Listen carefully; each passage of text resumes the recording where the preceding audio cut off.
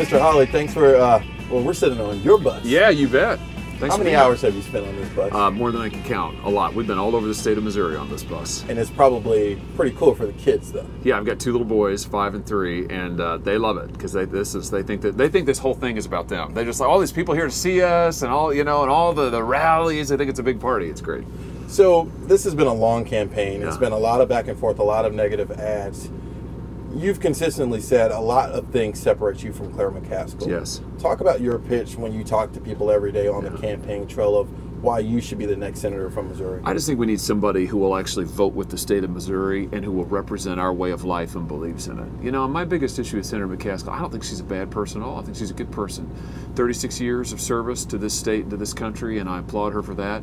She just doesn't vote with Missouri anymore. She just doesn't represent the state. You know, she votes with her party 90% of the time. We don't need a party line liberal in Washington. That's not what Missouri wants. Missouri wants somebody who's going to stand up for our principles and our values, who will work with anybody to get stuff done for the people of Missouri. She hasn't, but I will. Why jump into the Senate race when you just became Attorney General? You know, I think our country's on the line. I mean, I think this election's about saving our country, and this is not something my wife and I did lightly. I can tell you that, and it wasn't our plan, but it is something that needs to be done. And, you know, you just look at the Supreme Court alone.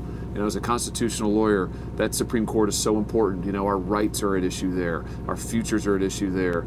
And that's the Senate, the most important thing they do. And the Brett Kavanaugh smear, I have to tell you, I think just shows you the stakes. So whether it's the Supreme Court, whether it's securing our border, getting jobs back from overseas, this is about saving our country, and that's why I'm running. A lot of this race, you mentioned the border, but a lot of the race has been talked about pre-existing conditions. And in the debates, you've gone back and forth saying, you know, Claire has kind of taken the low road, in your opinion, of talking about your son's pre-existing condition. Will you make sure that pre-existing conditions in whatever health care that moves on for Americans is still in there, that they are protected? Absolutely. Absolutely. You have to require it in the law. I don't believe in hoping for the best. You have to require that insurance companies protect people like my boy who you mentioned who has a pre-existing condition. You have to require them to protect folks with pre-existing conditions on the same terms as everybody else. And I believe in that and will fight for it. I want to do it apart from Obamacare. I mean, I don't think we have to have Obamacare. I know we don't, in order to cover people with pre-existing conditions.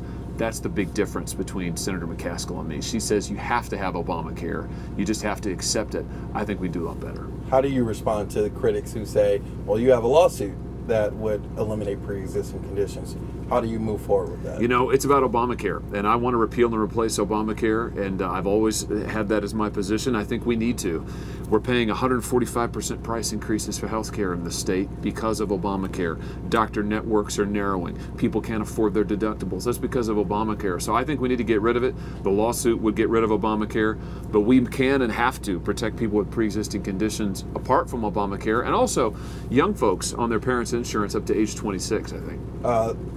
Missouri has sort of become like Washington, D.C., Midwest in terms of the president and vice president being here a lot. They've thrown a lot of support at you. How do you take all that support if you win, but still remain an independent voice for Missourians, not just loyal to the president? Yeah, that's a great question. You know, I always say that my test is Missouri first, Missouri last, Missouri always. I support the president because I think he's doing a great job for the state. I'm happy to have the support, honored to have the support of the vice president because I think they're doing a great job for the state. But I tell you what, I have shown as Attorney General, I'm not afraid to stand up to my party when I think they're doing the wrong thing. And if what anybody does, whether it's my party, parties to anybody, it's not good for Missouri, boy, I'm going to stand up and say so. But I have to say, you know, unemployment at record lows in the state, wages growing. We're getting jobs back from overseas, new trade deal with Canada and Mexico. That's really good for Missouri. As long as those results keep coming, I'm gonna support them. Today in your speech with the vice president, you said you urged Claire McCaskill. You said this is the show me state when in reference to the border. Talk about that. Yes. So Senator McCaskill is sponsoring right now in the U.S. Senate an open borders bill. It was written by California liberal Dianne Feinstein. Senator McCaskill's got her name on it. Now, Senator McCaskill says that she's for border security and she thinks we need to secure the border. She's voted against the wall. So I said, look, show us then, show me, show this state that you really are for border security. Take your name off that bill.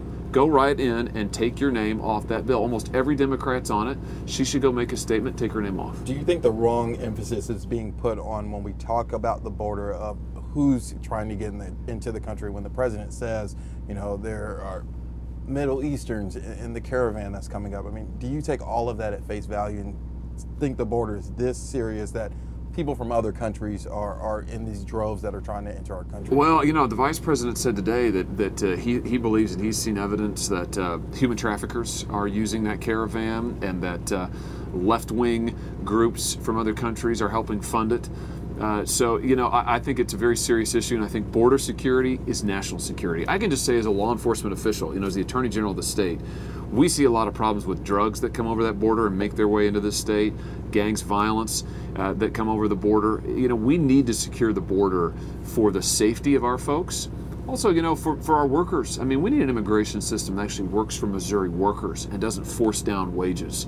And that's another reason I think this is so important. As we wrap up, you talked about your official capacity as Attorney General. I wouldn't be doing my job if I didn't ask you, what do you have to say in reference to the recent report about out-of-state consultants in your office? Oh, that is one of the most absurdly false stories that I have ever read. I mean, it is absolutely false.